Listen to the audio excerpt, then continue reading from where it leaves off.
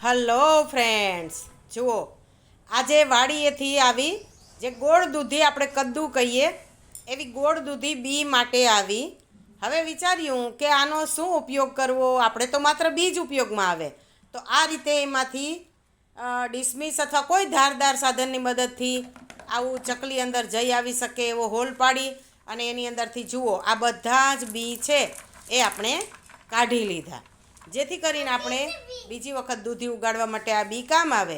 હવે આ જે છે એ ચકલીના માળા તૈયાર થઈ ગયા, સુંદર મજાના અને નેચરલ, કે જે ચકલીઓને ખૂબ ગમે.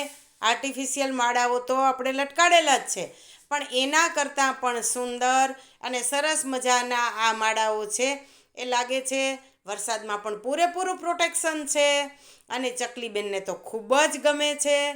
તો મિત્રો, આ રીતે આપણી આજુબાજુ પર્યાવરણની અંદર એવી ઘણી બધી ચીજવસ્તુઓ છે કે જેનો ઉપયોગ આપણે પર્યાવરણને બચાવવા માટે, પ્રદૂષણને ઘટાડવા માટે કરી શકીએ.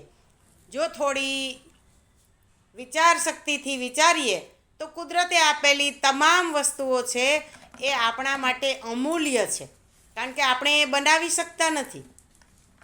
તો આવી સુંદર અમૂલ્ય ચીજવસ્તુઓ છે એનો ઉપયોગ કરીને પણ આપણે આપણા આજુબાજુના પશુ પક્ષી પ્રાણીઓ છે એને સુરક્ષા આપી શકીએ અને પર્યાવરણ સુધારીએ.